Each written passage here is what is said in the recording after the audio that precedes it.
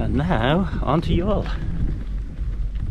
The 38th day of the Irish Coast Cycle is yet another convoluted route as I follow the coastline from Midleton to Youghal, which is about, I don't know, 3 times the distance of just cycling in a straight line from one to the other. But sure, it's all about the journey rather than the destination. After all, going around the entire coastline also means you end up back exactly where you started out from. Now, this today is a nice route. In fact, lots of low traffic roads going through an area of East Cork that's agricultural and used to be sort of industrial back in the day, but back in the day is quite a while back. One of the indicators of that being the Cathedral town of Cloyne, which it has a magnificent round tower and a very old cathedral. I spent a bit of time here.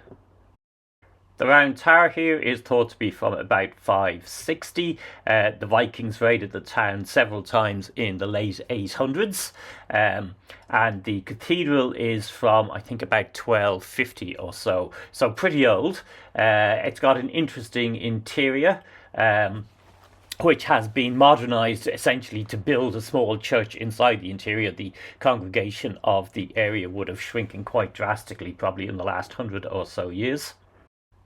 It's a Church of Ireland or Anglican cathedral, so it's got the contradictions inherent in that, including a lion and unicorn crest on the inside, some memorials to people who died in the British Army in Bengal, and then a more interesting one here, which is one of the family who were involved in the execution of Charles I, so Cromwellians. And then, of course, Bishop Barley, the famous philosopher, but also a recent subject of controversy because he was also a slaveholder.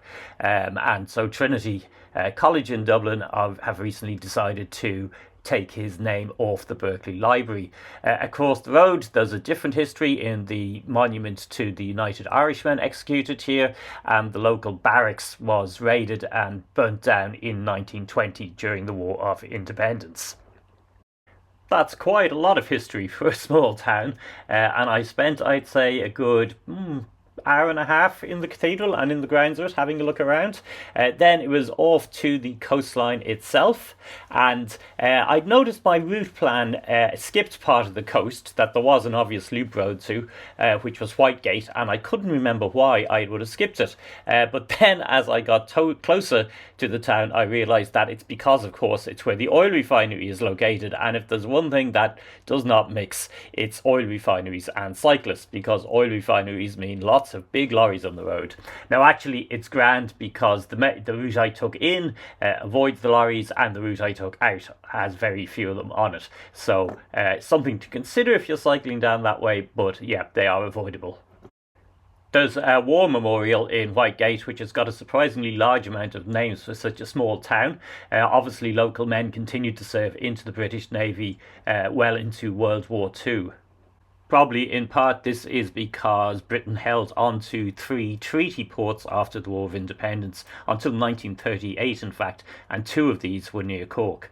Anyway, from Whitegate it was up over some hills, along some more quiet roads, and down for a quick visit to Inch Beach. I was checking this out for future wild camping possibilities, and yes, it would indeed be suitable. And then yet more quiet rural roads, steep hills as I followed the coast around. This really was very pleasant cycling, in fact. The weather was a little bit threatening. There was rain due in the afternoon, but it was fairly calm, and it was just these very quiet roads going through fields, occasionally coming across tractors doing their work, and really quite an enjoyable afternoon. And also this little particular detour I took going down to the coastal cliffs and along them. I think the townland is called Ballywilliam. This really is a road to nowhere. If you look on the map, you'll see it's just a box going off the main route I was on.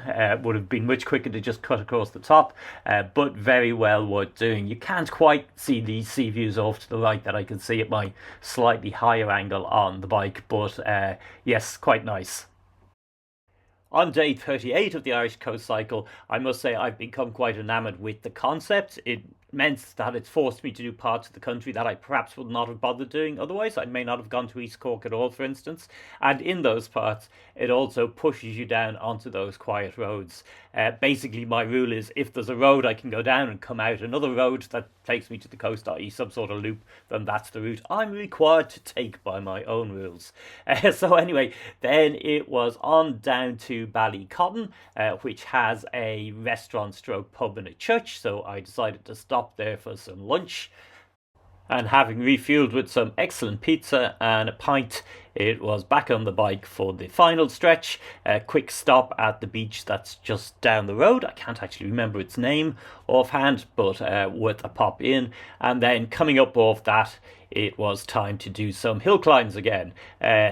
East Coast, Cork, there's no very high single points on it. I think the highest point I might have done in this whole journey might have been about 150 meters above sea level, but there's a lot of ups and a whole lot of coming down again. A lot of this area of coastline, and in fact quite a lot of the east coast in general, is cliff based, not very high cliffs.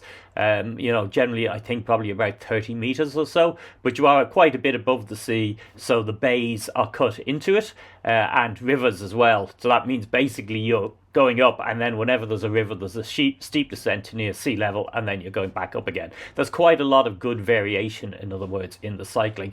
And then this is particularly true when you get to Youghal, because part of Youghal is perched way, way, way above the town, and it has a particularly famous, or if you prefer, infamous descent to it on Windmill Hill. I'll show you that later.